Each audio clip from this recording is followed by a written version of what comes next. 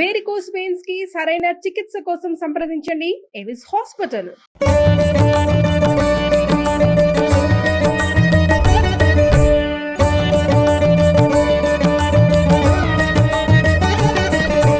నమస్తే.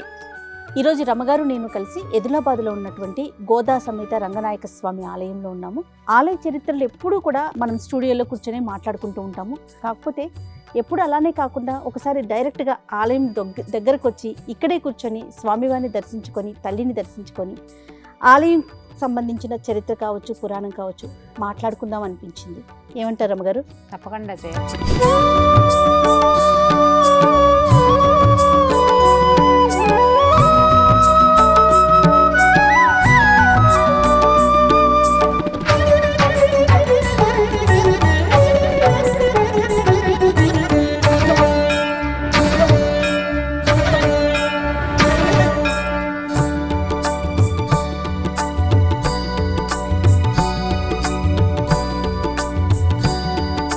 గోదాదేవి చూడు ఎంత ముచ్చటగా ఉన్నారు. తిరుమలలో ఈ ధనుర్మాస కాలంలో స్వామివారు మలయప్ప స్వామివారు చిలుకను పట్టుకుని ఊరేగుతారు. ఓకే. ఊరేగింపుల్లో స్వామివారి అమ్మవారి దీనికోసం అన్నమాట, గోదాదేవికి గుర్తుగా ఓకే చిలుకని పట్టుకుంటారట. ఓకే. కాదు రమ్మగారు, ఇప్పుడు తిరుమలలో సుప్రభాతానికి బదులు ప్రతిరోజు పాసురం వినిపిస్తారు కదా, తిరుప్పావే వినిపిస్తారు. ఇది పురాతన దేవాలయాల్లో ఇది ఒక పద్ధతి ఉంటుంది. మట్టసంగా ఉండదు గుడి అంటే. ముందు మనకి ఇప్పుడు ఇటీవల కాలంలో కట్టిన దేవాలయాల్లో ఈ విధానం కనిపించదు. చూడు, మనం ఒక మెట్టు ఎక్కుతున్నాం కదా, మెట్టెక్కి వెనకాల భాగం ఎత్తుగా, ముందు భాగం లోతు, వెనక భాగం కొంచెం ఎత్తు. ఏమిటో చరిత్ర వాస్తా అంటే మీరు అన్నట్లు పురాతన ఆలయాలకు మాత్రమే ఇలాంటి, కొన్ని చోట్ల పాత వాస్తుని పాటించే వాళ్ళు అట్లా. దేవాలయాల వాస్తు బాగుంది కదా, చాలా బాగుంది. ప్రాంగణం కామ్గా ఉంది, ప్రశాంతంగా. ఈ చుట్టూతా మండపాలు ఉండటము ఇది కూడా పాత పద్ధతి. ఒక ఎత్తు వచ్చింది చూడు, మళ్ళా అటు మెట్లు దిగేస్తామన్నమాట మనం. ఓకే. అబ్బా రోలు రమ్మగారు, రోలో ఇక్కడ ఏం చేసేవారు మరి, ఒక రాయి మీద ఉంది. మళ్ళీ ఇప్పుడు మెట్లు దిగి వెళ్ళిపోతాను చూడు, వెనక భాగం ఎత్తు. హైదరాబాద్ చుట్టుపక్కల పురాతన కొన్ని దేవాలయాల్లో ఈ ధోరణి ఇది కనపడుతుంది, ఈ రకమైన విధానం. ఏదో స్తూపం వేశారమ్మా, వెళ్దాం పద అటు. అంటే మనకి కొన్ని భద్రాచలంలోనూ అక్కడ కనపడుతుంది ఇలా స్తూపం. అంటే స్తూపం ఇవి రామకోటి స్తూపము, లేకపోతే ఎవరైనా గురువు గారి కోసం కట్టారో చూద్దాం, ముందుకెళ్తే మనకి తెలుస్తుంది.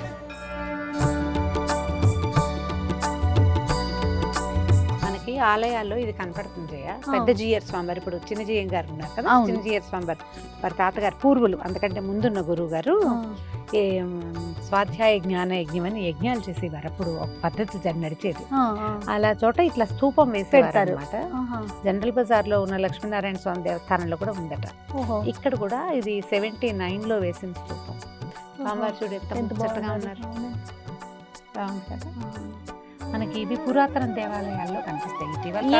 ఇలాంటి స్తూపాలు పెట్టడానికి ప్రత్యేకమైన విశిష్టత చేసి చాలా రోజులు ఇక్కడ 3 రోజుల క్రతువులు అట్లా క్రతువులు చేసి దాన్ని నిలబెడతారనమాట. ఇక్కడ ఒక పెద్ద క్రతువు జరిగిందంటే దానికి ఆలయం బలం పెరుగుతుంది. మనం అట్లా చూస్తాం. మీరు భద్రాచలంలో గమనిస్తే 3 స్తూపాలు కనిపిస్తాయి. అందులో మన ఈ రామకోటి రాస్తారు, రామకోటి స్తూపం ఉంటుంది. ఆ స్తూపాల్లో ఒకటి తాతగారు రాసిన దాశరథి శతకం. అట్లా ఇది పురాతనమైన పద్ధతి. ఇప్పుడు దీన్ని బట్టి ఆలయం యొక్క ఎంత పురాతనమైంది అనేది, దాని లైఫ్ ఎంత పెరుగుతుంది, ఆలయం తాలూకు పవిత్రత, శాంక్టిటీ అవి పెరుగుతాయి. అదే అదే ఇక్కడ ఒక ఎంత పెద్ద యజ్ఞము అవి జరగటము విశేషం కదా. అవును. స్థలం ఉంది ఇది చక్కగా ఇది వేసుకోవటానికి. అవునవును, స్థలం ఉంది. కొబ్బరికాయలు కట్టారు, ముడుపులు కట్టి ఉంటారు. ఏవో రాశారు, చూద్దాం చూడు పేర్లు. తమ పేరు రాసింది విప్తారు కాబోలు. టైము సంవత్సరం కూడా వేశారు. ప్రతిదాని మీద వాళ్ళ పేరు సంవత్సరంతో సహా వేసుకున్నారు. అంటే అంటే ఇక్కడ లోకల్ పద్ధతి అయి ఉంటుంది. అంటే విప్పుతారో లేకపోతే కట్టిన రోజు అలా పెట్టుకున్నారేమో రమ్మగారు? డెఫినెట్ గా తీసుకెళ్తారు, మళ్ళీ వెనక్కి వెళ్ళటము తీసుకెళ్ళటము ఏదో ఉంది. ఎందుకంటే క్లియర్ గా ఏ రోజు కరెక్ట్ ఎందుకో తెలుసా, అన్ని 24 అనే ఉంది. కొన్ని 23 కూడా కనిపించినాయా? ఇక్కడ 23 కనిపిస్తుంది. ఇదిగో చూడు 11/3/23 ఎవరిదో పేరు కూడా ఉంది క్లియర్ గా. ఏడాది లోపల 2 ఏళ్ల లోపల వాళ్ళు అనుకున్న మొక్కులు తీరిపోతే ఇక్కడే ఆ కాయ కొట్టడము ఏదో విధానం ఉంటుంది. కరెక్ట్.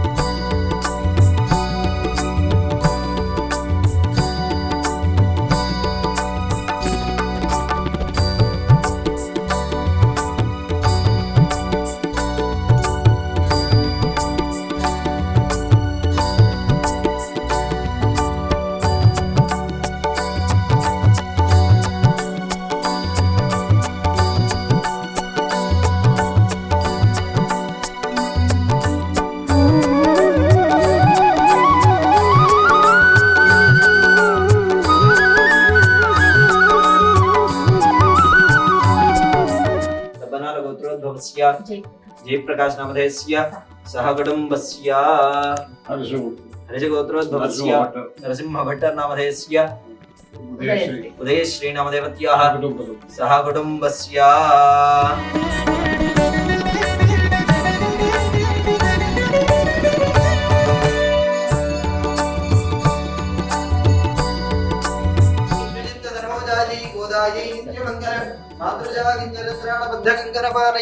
विष्णुचित्तनोजायै गोदायै नित्यमंगलम श्रीमद्यै विष्णुचित्तार्यमनोनंदन हेतवे नंदनंदन सुंदर्यै गोदायै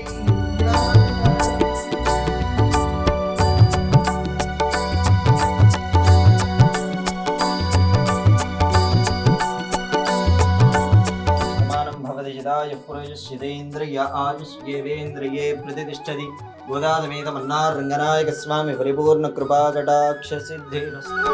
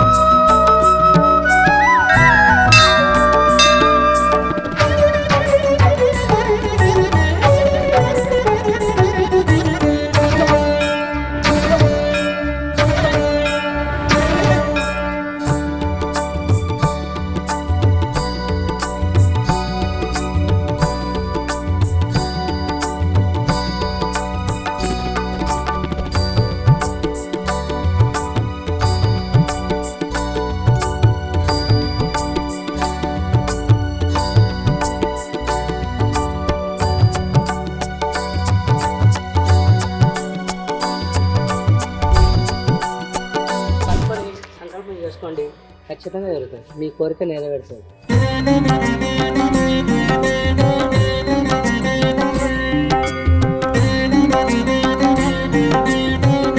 దర్శనం కూడా అయిపోయింది కదా రమ్మగారు. బా ఎంత బాగుంది తల్లి కదా. నేను 4 ఏళ్ల క్రితం వచ్చాను. అవునా? 4 years బ్యాక్ చూసాను నేను. ఈ అమ్మవారి కథ విన్నాక తప్పకుండా మనం సుమన్ టీవీలో చూపించాలనిపించింది. అవును. మనం చాలా ప్రఖ్యాతమైన కథ ఒకటి ఉంది మనది, అమ్మవారి చేతికి గాజుల కథ. అవును.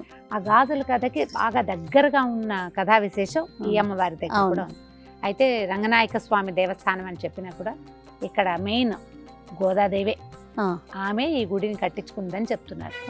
ఇది దాదాపు 700 సంవత్సరాల క్రితమట. ఈ దేవాలయాన్ని స్థాపించిన వారు, అసలు మొదట ప్రతిష్ఠ చేసిన వారు దేశికర్లని, మన ప్రాంతం వారు కాదు, వీడు తమిళనాడు వైపు నుంచి వచ్చారు. అయితే ఆయన అమ్మవారిని కూతురుగా భావించేవారు. ఆయన్ని భార్యని అమ్మ నాన్న అనేదట గోదాదేవి. ఆవిడ వాళ్ళతో తిరుగుతూ ఉన్నట్టుగా ఉండేదన్నమాట. ఈ ప్రాంతానికి వచ్చి పక్కన ఒక వేణుగోపాల స్వామి దేవాలయం, మనం కూర్చున్న దేవాలయం కంటే కూడా ఇంకా పురాతనమైనది. ఆ దేవాలయంలో అర్చకత్వానికి ఉన్నారు వీరు. దేశకర్లు అంటే వైష్ణవులు. అదే. అయితే ఆయన అర్చకత్వం చేస్తున్న రోజులు అమ్మవారు ఆయనతో పాటు కలిసి తిరుగుతూ, నాకు ఇక్కడ ఒక దేవాలయం కావాలి నాన్న అని అడిగేదట. అడుగుతుంటే ఇది మన ప్రాంతం కాదు, ఇక్కడ ఎందుకమ్మా అంటే నాకు ఇక్కడే ఉండాలనుంది, నాకు ఇక్కడ దేవాలయం కావాలని. ఆవిడే నీకెందుకు నేను ఏర్పరుస్తానని ఈ ప్రాంతంలో ఉన్న ధనికులకి స్వప్నంలో ఆదేశం ఇచ్చిందట. ఆ తల్లి ఇక్కడ ఒక వేణుగోపాల స్వామి గుడిలో అర్చక స్వామి ఆయన ఇక్కడ నా కోసం గుడి కడతాడు, ఆ గుడికి సహాయం చేయమని వాళ్ళంతట వాళ్ళే సహాయం చేసి ఈ దేవాలయం నిర్మించారు. 700 సంవత్సరాలు అయింది. మనకు ఆలయ నిర్మాణం కూడా చాలా పురాతనంగా కనబడుతుంది. ఎక్కడ సిమెంట్ ఛాయలు లేవు, అంతా రాతి కట్టడంగా కనిపిస్తుంది. మనకి శ్రీ విల్లిపుత్తూరులో అంటే గోదాదేవి జన్మస్థానమైన విల్లిపుత్తూరులో స్వామివారు అంటే రంగనాథులు రంగనాయకుడు అని చెప్తారు. అమ్మవారు రంగనాయకి, రంగనాథుడు అక్కడ రంగనాయకుడుగా ఉంటాడు. అవును, వీరిద్దరు పక్కపక్క నుండి విష్ణు చిత్తులు కూడా, గోదాదేవిని తండ్రి కూడా పెరియాళ్ళ వారు అంటారు, విష్ణు చిత్తుల వారు కూడా ఒకే చోట వాళ్ళు ముగ్గురు నిలబడి ఉన్నట్టుగా అక్కడ దర్శనమిస్తారు. అవును, అదే దర్శనం మనకి ఇక్కడ కూడా లభిస్తుంది. విష్ణు చిత్తుల వారు మధ్యలో స్వామివారు, కుడివైపు గోదాదేవి నిలబడి ఉన్నట్టుగా ఉన్న ఏకశిల మీదే ముగ్గురు విడివిడిగా ప్రతిమా విశేషాలు మనకు కనిపిస్తాయి. చాలా వింతైన విషయం, ఒక కథ ఉంది ఇక్కడ. అయితే అమ్మవారట ఇక్కడ స్వప్నాల్లో కనపడ్డము అవి ఎక్కువట. విడిగా కూడా ఆమె రోజు సంచారానికి వెళ్తుందని, ఆమె దేవాలయం నుంచి బయటకు వచ్చినప్పుడు ఒక సుగంధం వ్యాపిస్తుందని ఇక్కడ అని చెప్తున్నారు. ఆలయ ప్రధాన అర్చకులు విశేషంగా ఇలా సంచారానికి వెళ్ళడం అంటే ఆమె స్వయంగా దేవాలయం కోరుకున్నది కాబట్టి అలా ఉండుండొచ్చు. అయితేనట ఇక్కడ జాతర జరిగిందట అప్పుడు 600-700 సంవత్సరాల క్రితం. జాతర జరిగితే ఒక గాజులు ఆయన దగ్గరికి వెళ్ళి, చిన్నపిల్ల ఒక పాప గాజులు వేయించుకుని ఈ దేవాలయంలో అర్చకులు ఉన్నారు కదా, నేను వాళ్ళ అమ్మాయిని డబ్బులు ఆయన దగ్గర తీసుకోమని చెప్పిందట. తీరా వీరికి అప్పటికి సంతానం లేదు, ఆడపిల్లలు లేరు, మగపిల్లలు ఉన్నారేమో.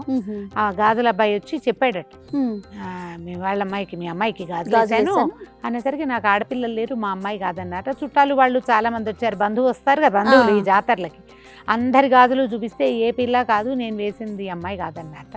మరునాడు ఉదయం అమ్మవారి విగ్రహానికి లోపల స్వరూపానికి గాజులు కనపడ్డాయి. అద్భుతమైన విషయం కదా. అయితే ఆ గాజులు ఆయన సంతోషంతో అమ్మవారికి బంగారు గాజులు చేయించారట. ఆ 600-700 సంవత్సరాల నాటి గాజులు ఇప్పటికీ అమ్మవారి చేతికి ధరించే ఉన్నారు. వారు ఇక్కడ కనపడుతూ ఉంటుంది అమ్మ. అయితే ఆమె కోరుకున్నది కాబట్టి స్వామివారితో సహా వారిని చేయించారు. విశేషంగా ఏంటంటే ఇలాగా మామగారు అల్లుడు కూతురు ఒకే శిల మీద ఉండటం చాలా ప్రత్యేకం. మామగారు ఉన్నారు, అల్లుడు ఉన్నారు, పక్కన కుమార్తె ఉన్నారు. అమ్మవారు బాగా ఇక్కడ ఏంటంటే కోరిన కోరిక, ధర్మబద్ధమైన ప్రతి కోరికని ఇక్కడ తీరుస్తుందట ఆమె. మీకు గుర్తుందా, ప్రధాన అర్చకులు చెప్తున్నారు 99% ధర్మబద్ధమైన కోరిక అయితే ఖచ్చితంగా నెరవేరుతుంది. ఎక్కడైనా మీకు దేవాలయంలో మనం సరైన కోరిక కోరాలి అంతే. అది అయితే ఈ దేవాలయం లోపల నడుస్తున్నా తిరుగుతున్నా ఎంతో ప్రశాంతంగా. పూర్వకాలపు ధ్వజస్తంభము, తర్వాత గోపురం, గాలి గోపురం. ఆలయం కూడా ఒక చతుర్మధ్యంగా చతురస్రాకారంలో ఉన్నట్టు, వెనక భాగం కొంచెం ఎత్తుగా పూర్వకాలపు వాస్తు ప్రకారం ఉన్నది. అత్యంత పురాతనమైన దేవస్థానాలు హైదరాబాద్ చుట్టూతా ఉన్నవి చూడాలన్న మన కోరికకి మొట్టమొదట రాయి ఇక్కడ ఆదిలాబాద్ రంగనాయక స్వామి దేవస్థానంలో ఈ రోజున ధనుర్మాసానికి ఒక 10 రోజులు ముందుగా దగ్గరలో ఉన్న ఒక 15 రోజులు అటు ఇటుగా.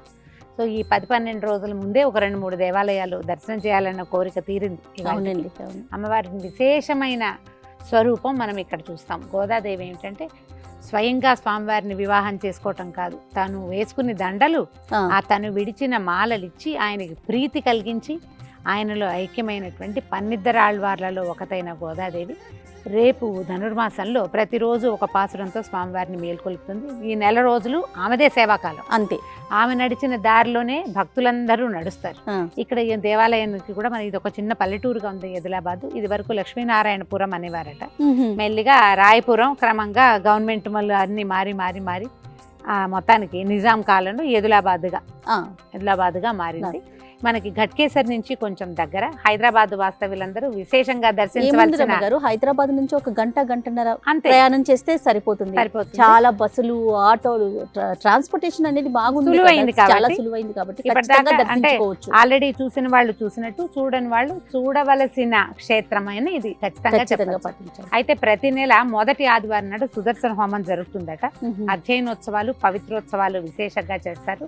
ఈ మన ధనుర్మాసము అత్యద్భుతమైన సేవా కాలాలు నడిస్తే ఉత్తర ద్వార దర్శనం కూడా లభిస్తుంది ముక్కోట ఏకాదశికి. ఎవరెవరికి అవకాశం ఉంటే వాళ్ళు మేము చూపించిన ఈ ప్రాంగణము, ఈ అమ్మవారి గాజుల కథని విశేషంగా. ఎందుకంటే శ్రీ వైష్ణవ సాంప్రదాయంలో మట్టి గాజులు తక్కువ వాడరు, మడికి దానికి పనికిరాదంటారు. అమ్మ ప్రత్యేకంగా గాజుల మీద ప్రీతి, రంగులు ఆవిడకి నచ్చి ఉంటాయి. అందుకని ఇక్కడ అమ్మవారికి గాజులు సమర్పించడం కూడా మనకి విశేషంగా కనపడుతుంది. ఆలయానికి ముందున్న కొట్లలో కూడా మనం చూసుకుంటే గాజులే ప్రధానంగా అమ్ముతా ఉంది. మట్టి గాజులు ఉన్నాయి. రంగనాయక స్వామి పేరుతోటి దేవస్థానం ఉన్నప్పటికీ ఇక్కడ సేవాకాలం అంతా గోదాదేవికే, ఆమెనే ఇక్కడ ఈ ప్రాంతవాసులు అమ్మగాను తోబుట్టుగాను ఆడపడుచుగాను భావిస్తూ ఉంటారు. ఇక్కడ జరిగే పూజా విధానాలన్నీ కూడా వైష్ణవ సాంప్రదాయాన్ని అనుసరించే ఉంటాయి. ఒకే కుటుంబం వాళ్ళు ఈ 700 సంవత్సరాల నుంచి తరతరాలుగా వారి కుటుంబం అంతా కూడా అమ్మవారి సేవలోనే ఉన్నారు. ఎవరెవరికి అవకాశం అంటే వాళ్ళందరూ ఈ ధనుర్మాసం రాబోతున్న కాలంలో మార్గశిర మాసం పురుషోత్తమ మాసం కదా, ఈ మాసంలో అమ్మవారితో కలిసి వేంచేసి ఉన్న రంగనాథ స్వామిని చూసి దర్శనం చేసుకోండి. వారి అనుగ్రహానికి, కృపకి అందరూ సుమన్ టీవీ ప్రేక్షకులందరూ పాత్రలు కావాలని కోరుకుంటున్నాను. రైట్, నమస్తే.